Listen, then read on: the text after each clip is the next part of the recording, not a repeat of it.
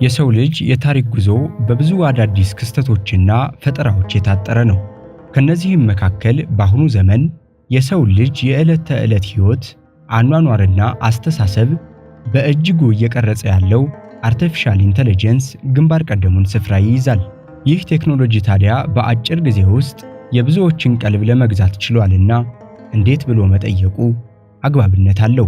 እውነት የመሰለው ወይንም ደግሞ ሰውን ቀልብ የገዛው ለምንድነው? በጣም ብዙ ዳታዎችን በማህበራዊ ሚዲያ አማካኝነት ስለተሰበሰበና ያ ዳታ ታጭቆ ስለተሰጠው ያንን በማቀነባበር ረገድ በጣም ፈጣን ሊሆን ይችላል። እስካሁን ያለው ዕውቀት ብዙ አብዛኛው ዕውቀት የምንለው የተጻፈው ንግግሩ፣ ቪዲዮ ምናምን የምንላቸው ነገሮች በሙሉ ታጭቀው ነው እንትን የተባለው።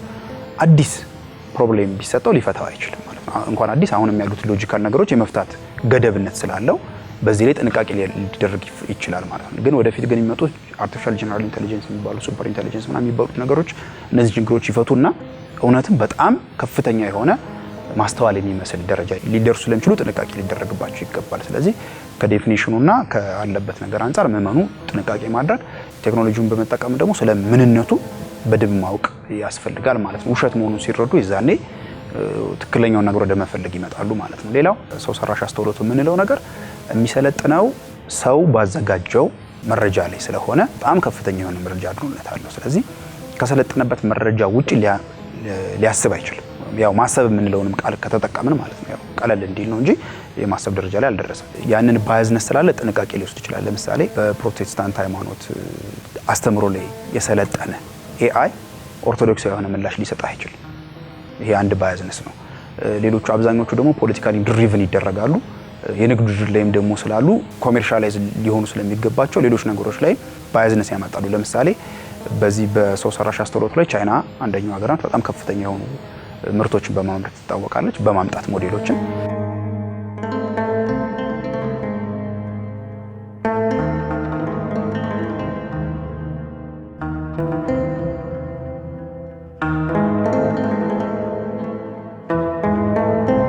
ከምዕራቡ ዓለም ጋር ያለ የአይዲዮሎጂ ልዩነት ስላላቸው አንድ በቻይና በተሰበሰበ ዳታ የሰለጠነ ሰዋዊ አስተውሎት ስለ ምዕራባውያን ጥያቄ ብትጠይቀው ባያዝነስ አለው፣ ፖለቲካሊ ድሪቭን ስለሚሆን። ምዕራባውያን የሰለጠኑት ደግሞ ስለ ምስራቃውያን ደግሞ ብትጠይቀው ደግሞ ባያዝነስ አለው ማለት ነው። ስለዚህ የራሱ የሆነ እንደ ፖለቲካ መሳሪያ፣ እንደ ጦር መሳሪያ፣ እንደ ንግድ ውድድር መሳሪያ ስለሚጠቀም በጣም ከፍተኛ የሆነ ኢንፎርሜሽን ባያዝነስ ስላለው ታሪክንም የማዛባት አቅም አለው።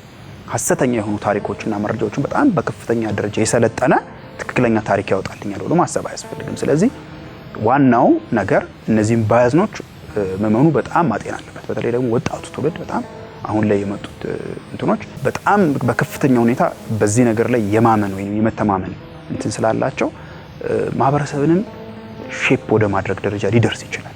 ምክንያቱም የሰለጠነበትን መረጃ በሙሉ ምን አይነት መረጃ ላይ እንደሰለጠነ ምንም አይነት እኛ ራሱ መረጃው የለንም። ስለዚህ በሰለጠነበት መረጃ ብቻ የሚሰጠውን አውትፑት እንደ ትክክለኛ መረጃነት ብቻ ከያዝን የማህበረሰብንም ወደ መቃኘት ደረጃ ይመጣል ማለት። ስለዚህ ኦርቶዶክሳውያን ጥንቃቄ ማድረግ ያለባቸው ከኦርቶዶክሳዊ አእምሮነት እንዳይወጡ መደረግ አለባቸው። ቴዎሎጂካል የሆነውን አንደርስታንዲንግ ጥንቃቄ አድርገው መጓዝ አለባቸው ማለት ነው። ባያዝነስ አለው ወይም የለውም የሚለውንም ነገር በጣም በከፍተኛ ደረጃ በማስተዋል ሊጠቀሙት ይችላሉ። ምክንያቱም ሰው ልጅ በባዮሎጂካል በሆነ ኢንፎርሜሽን ብቻ የተዋቀረ ፍጡር አይደለም። የራሱ የሆነ ነፃ ፈቃድና ማስተዋል ያለው ስለሆነ ማለት ነው። ስለዚህ ነጮቹ እንደሚሉት የሰው ልጅ ማቀነባበር የሚችለውን ኢንፎርሜሽን ካቀነባበረ እንደ ሰው ልጅ ባህሪን ካስመሰለ ሰው የሚለው ነገር ምንድነው ወደሚለው ዴፊኒሽን ጋር ሊጣረስ ስለሚችል ይሄንን ባያዝነስ በጣም በጥንቃቄ ወይንም አድሏዊነት የኢንፎርሜሽን አድሏዊነት ስላለ ጥንቃቄው ሊያስገቡት ይገባል ማለት። ስለዚህ እንደ ትክክለኛ መረጃ ምንጭነት አይደለም እንደ ሰው አስተውሎት ይቅርና እንደ ትክክለኛ መረጃ ምንጭነት በራሱ መጠቀምም አያስፈልግም።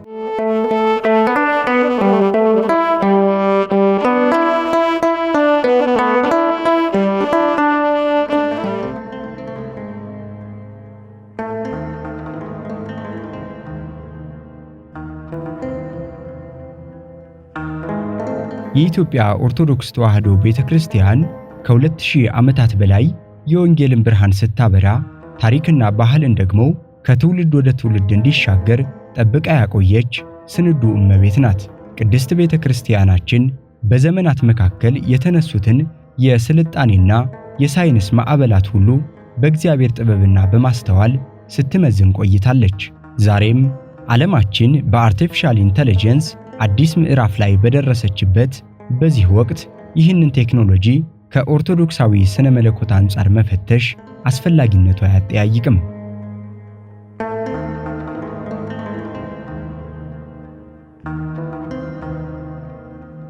የአርቲፊሻል ኢንተለጀንስ አስተዋይነት ወይም ደግሞ ያስተውላል የምንለው ነገር ከሰው ልጆች አንጻር ሲታይ በመጀመሪያ በራሱ ይሄ ሰው ሰራሽ አስተውሎት የሚባለው ነገር ያስተውላል ወይ የሚለውን ጥያቄ ያስነሳል። ምክንያቱም አርቲፊሻል ኢንተለጀንስ አስተዋይ አይደለም። እንደውም አንዳንዶቹ በፍጹም አስተውሎት የሚባለው ነገር ወይም ደግሞ ኢንተለጀንስ የምንለው ነገር ሊቀጸልለትም አይገባም ይላሉ ራሳቸው ተመራማሪዎቹ ጭምር ራሳቸው ምንነቱን ራሳቸው በደንብ ስለሚረዱ ማለት ነው።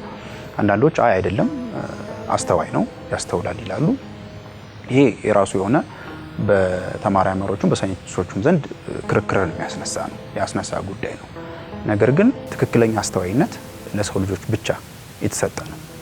በእግዚአብሔር አምሳል የተፈጠረው የሰው ልጅ ሊያገኘው የሚችለው ብቻ ነው። ምክንያቱም መንፈሳዊ እይታ ስላለው ወይም ደግሞ የመንፈስም ውህደት ስላለው ማለት ነው። እነዚህ ነገሮች አርቲፊሻል የሆኑ ወይም በሰው ልጆች የተሰሩ የሂሳባዊ ቀመሮች እና ስልቶች ኮፒ ሊያደርጉት አይችሉም። ይህንን ነገር መድገም የሚችሉበት ሁኔታ ላይ አይደሉም ያሉት ማለት ነው። ስለዚህ አሁን ላይ ያለው አርቲፊሻል ኢንተለጀንስ የሚለው ራሱ በራሱ በጣም ሚዲያ ላይ ስለተናፈሰ በየሶሻል ሚዲያው ይገኛል፣ በየዜናው ላይ ይገኛል። መንግስታቶች ምን እናድርግ እያሉ ይሰበሰቡበታል። በጣም ከፍተኛ የሆነ ትኩረት ስለተሰጠው የሁሉንም ሰው ቀልብ ስቧል። አብዛኛው ማህበረሰብ ብዥታ አለበት። ምንድነው የሚለውን በራሱ እንዲህ ነው ብሎ ለመግለጽም ይቸገራል። እንደውም አንዳንዱ ምንድነው ብትላቸው በቃ የምትፈልገውን ነገር በሙሉ ይነግራል። ያውቃል። እውቀትን የማወቅነት ደረጃ የሚሰጠዋል ማህበረሰቡ። ይሄ ለምንድነው? ንግድ ውድድርን መሰረትነት ያደረገ ስለሆነ ቀድሞ የመጣው ኮንሱመር ቤዝድ የሆነ ፕሮዳክት ስለሆነ ወዲያው ከሰው ልጆች ጋር ኢንተራክት ማድረግ የሚችል እና በዛ ምክንያት እንዴት ተደርጎ ገንዘብና መረጃ መሰብሰብ እንዳለበት የተሰራ ቀመር ስለሆነ ነው እንጂ በራሱ አእምሮ ያለው አይደለም፣ ወይም ደግሞ ማሰብ የሚችል ነገር አይደለም።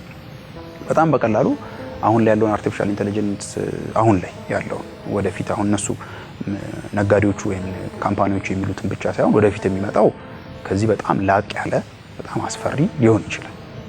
ግን አሁን ላይ ግን ያለውን ግን ስናየው ማህበረሰቡ መረዳት ወይም ደግሞ እንደ ኦርቶዶክሳውያን መረዳት ያለባቸው ነገሮች ወይም ሌሎቹ ማህበረሰቦች መረዳት ያለባቸው አሁን ላይ ያለው በጣም ገና የህፃንነት ደረጃ ላይ ያለ የቴክኖሎጂ ውጤት ነው።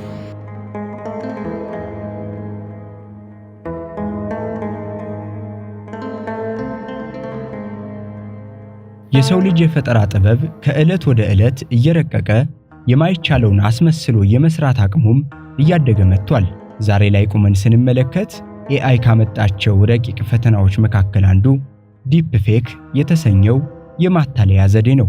ይህ ቴክኖሎጂ የአንድን እውነተኛ ሰው ድምፅ፣ ገጽታና እንቅስቃሴ ሙሉ በሙሉ በመቅዳትና በማስመሰል እሱ ያላለውን አለ ለማለት፣ ያልሰራውን ሰራ ለማለት የሚቻልበት መሳሪያ ሆኗል። ታዲያ ይህ ፈተና አጥር ጥሶ ወደ ቅጽረ ቤተ ክርስቲያን መግባቱ የማይቀር ነውና ከወዲሁ ጉዳዩን ማጤኑ የተገባ ይመስላል። ነገ ጠዋት የአባቶቻችንን የሊቃውንቶቻችንን ወይም የቅዱሳን ሰማዕታትን ምስልና ድምፅ በኤአይ አስመስሎ በመስራት ከኦርቶዶክሳዊ ተዋህዶ እምነታችን ዶግማና ቀኖና ውጭ የሆኑ እንግዳ ትምህርቶችን ሲያስተምሩ የሚያሳይ የሐሰት ቪዲዮ በማህበራዊ ሚዲያ ቢለቀቅ ምላሻችን ድንጋጤ መሆን የለበትም።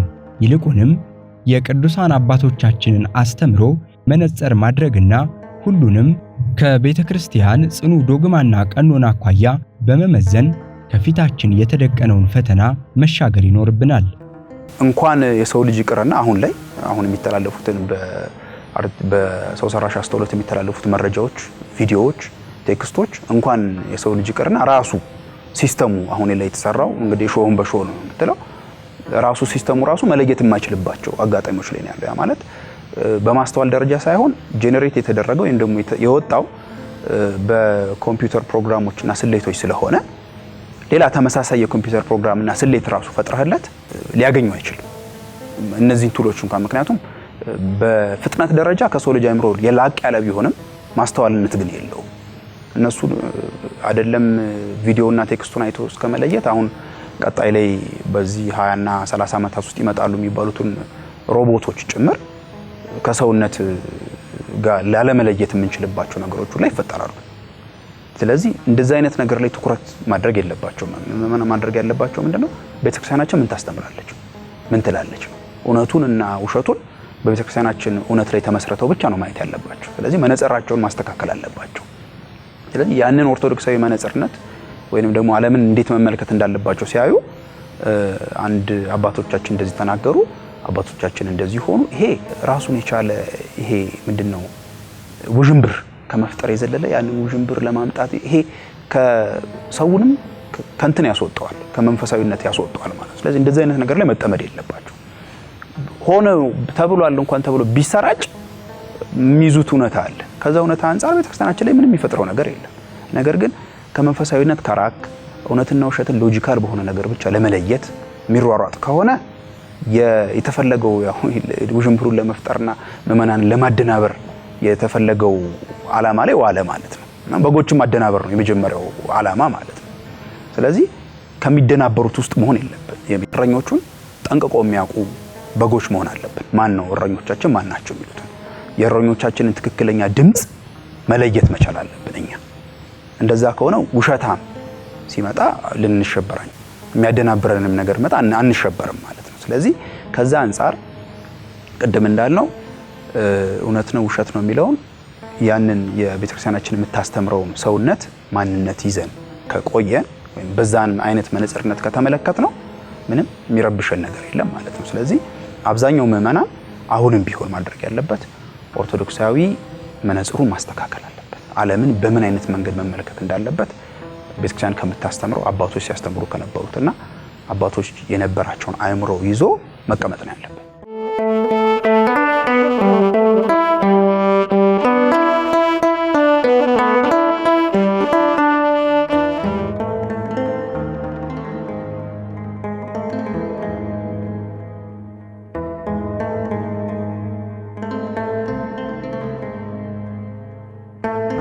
እዚህ ላይ ማንም ሊክደው የማይችለው እውነት አርቲፊሻል ኢንተለጀንስ ሰዓታት ሊወስዱ የሚችሉ ስራዎችን በደቂቃዎች ውስጥ በማጠናቀቅ ጊዜን ይቆጥብልናል፣ ድካምንም ይቀንሳል፣ ገንዘብንም ያተርፍልናል። ዓለማችን ይህንን እንደ ትልቅ ስኬት ትቆጥረዋለች።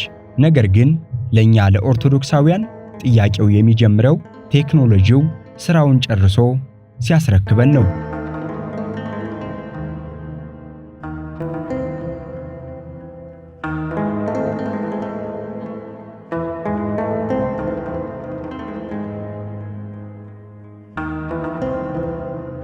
ጊዜያችንን ከቆጠብን የቆጠብነውን ጊዜ ለምን አይነት ዓላማ ላይ መዋል አለበት? ኦርቶዶክሳዊ ወደ መንፈሳዊ ጉዟችን ላይ መዋል አለበት። ገንዘባችን የሚቆጠብ ቴክኖሎጂም ከሆነ ቀሪ ሀብታችን ምን ላይ መዋል አለበት? ይሄም አሁንም ኦርቶዶክሳዊ ጉዟችን ላይ ማተኮር አለበት። ጉልበታችን የሚቆጠብ ከሆነ የቀሪው ጉልበታችን ምን ላይ መዋል አለበት ነው ዋናው ዓላማ እሱ ስለሆነ የቴክኖሎጂ አፈጣጠር ማለት። ስለዚህ ኦርቶዶክሳዊ ሰውነት በመንፈሳዊ ተጋድሎ ላይ የተመሰረተ ነው። መጋደል ያስፈልጋል። ከእግዚአብሔር የሚሰጠንን ጸጋና በረከት ወይም በመንፈስ ውስጥ ለማግኘት መጋደል ያስፈልጋል ማለት ነው። ስለዚህ ጊዜያችንን ቆጥቦልን ለምሳሌ በጣም ገንዘባችንን ቆጥቦልን የቆጠበልን ገንዘብ ለበጎ ዓላማ ማናውለው ከሆነ ጥቅም የለውም ማለት ነው። እንደውም እያጠፋን ነው ማለት ነው። ተጨማሪ ገንዘብ ምንም አይሰራልንም ማለት ነው። ስለዚህ ያንን ያመጣልን ገንዘብ ወደ ምጽዋትነት መቀየር መቻል አለብን። ምክንያቱም አንደኛው ግባችን የኦርቶዶክሳዊ ጉዞ ግብ እግዚአብሔርን ወደ መምሰል ስለሆነ በዚህ ሂደት ውስጥ መሄድ አለብን። ጊዜያችንን የሚቆጥብልን ከሆነ የቆጠበልንን ጊዜ እግዚአብሔርን ወደ ማመስገን፣ እግዚአብሔርን ወደ ማገልገል መቀየር አለብን። እንደዛ የማያደርገን ከሆነ ምንም የሚጠቅመን ነገር የለም። ጉልበታችንንም ልክ እንደዛው ለመንፈሳዊ አገልግሎት ዓላማ ከቆጠበልን አንፃር እዚህኛው ዋናው ዓላማችን ላይ ትኩረት አድርጎ መሰጠት አለበት ማለት ነው። ከዛ ውጪ ከሆነ ለማንኛውም ኦርቶዶክሳዊ የቴክኖሎጂ ውጤት አይራበውም፣ አይጠቅመውም፣ እንደውም ሊያጠፋው ይችላል ማለት ነው። አሁን ለምሳሌ ኦብሰስድ በጣም ገንዘብን የሚቆጥብለት ከሆነ በጣም ብዙ ገንዘብን የመስራት ስግብግብነት ደረጃ ይከተናል ማለት ነው። ያ ከዓላማ ጋር ተጋጨ ማለት ነው። ሰው ስግብግብ መሆን የለበትም። ሀብትን ማፍራት አለበት፣ ስግብግብ መሆን የለበትም። ግዴታ ማካፈል አለበት። ጊዜውንም ለጸሎት የማይጠቀምበት ከሆነ የቆጠበለትን ጊዜ ለሌላ ዓላማ ድጋሚ ለዓለማዊ ለሆነ ዓላማ ብቻ ደግሞ መጠቀም ለስላቅ ለሌላ ነገር የሚወስደው ከሆነ አሁንም መሰረታዊ ከሆነ የሰው ፍጥረት ዓላማ ጋር የሚጋጭ ነው ማለት ነው። የአርቲፊሻል ኢንተለጀንስ የምንለው ነገር በጣም ሊያሸንፈው የሚችለው ነገር ምንድነው? ስፒሪቹዋል ኢንተለጀንስ ነው ወይም ደግሞ መንፈሳዊ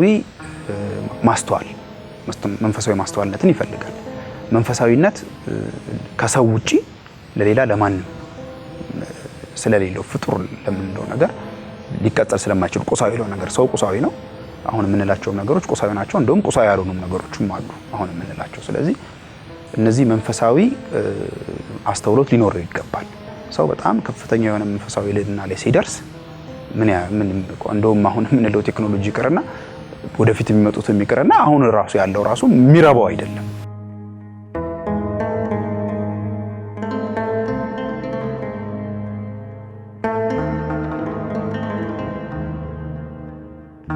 ኦርቶዶክሳዊት ተዋሕዶ ቤተክርስቲያናችን የሚስጥራትና የቅድስና ማህደር ናት።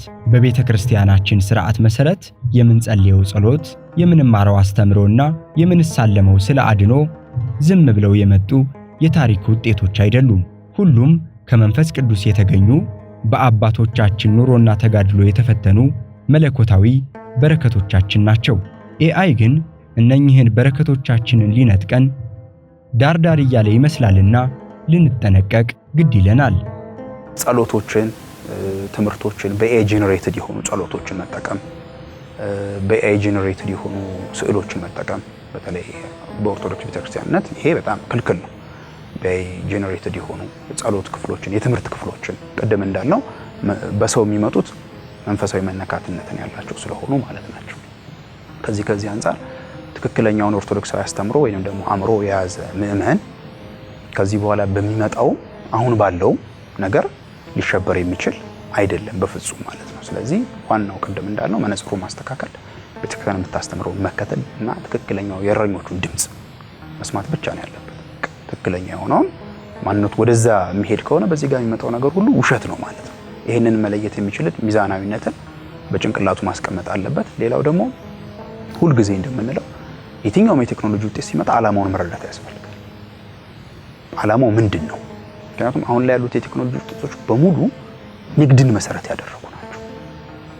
ንግድንና ገንዘብን መሰረት ያደረጉ ከሆኑ እንኳን እኛ የምንለው እውነት ይቅርና እኛ እውነት የምንለው ሰውነት ያለው ክርስቶስ ነው ብለናል። በዛ መነጽርነት ነው የምናየው። ይቅርና ዓለም ራሱ ሎጂካል በሆነ ዴፊኒሽን የሚሰጠው እውነት ጋር ራሱ የሚጻረሩ ናቸው። ያኛው ውሸተኛው እውነት ማለት ነው። ከሱ ጋር ራሱ ይጻረራሉ። ምክንያቱም ንግድ ላይ ተርፍ ያመጡ ከሆነ ውሸት ላይ የተመሰረቱ ሐሰተኛ የንግድ ውድድሮችን የሚያመጡ እና ማቴሪያሊስቲክ የሆነ ጥቅም ብቻ ለማግኘት የተፈጠሩ ናቸው። እንደነዚህ አይነት ከሆኑ ለኛ መንፈሳዊነት ምንም ሊጠቅሙን አይችሉም። የንግድ ውድድር ላይ ብቻ ያሉ ናቸው ማለት ነው። ስለዚህ በዚህ መነጽርነት ማየት ያስፈልጋል። ሌላው የግለኝነት ጋር በተያያዙ ወይም ደግሞ ሞራል ጥያቄ ነው የሚያስነሳው። ስለዚህ ከዚህ ከሞራል ጥያቄነት አንጻር በራሱ የሚያስነሱት ነገሮች ማህበረሰቡ በጣም ወይም ደግሞ እንደ አንድ ኦርቶዶክስ ምዕመናን ጥንቃቄ ሊያደርጉ ይገባል። ስለዚህ ይሄንን የሚያቀነባብሩትን ኢንፎርሜሽን ለምን ዓላማ ሊውል ይችላል የሚለውን ነገር በጥንቃቄ በደንብ ማየት አለባቸው።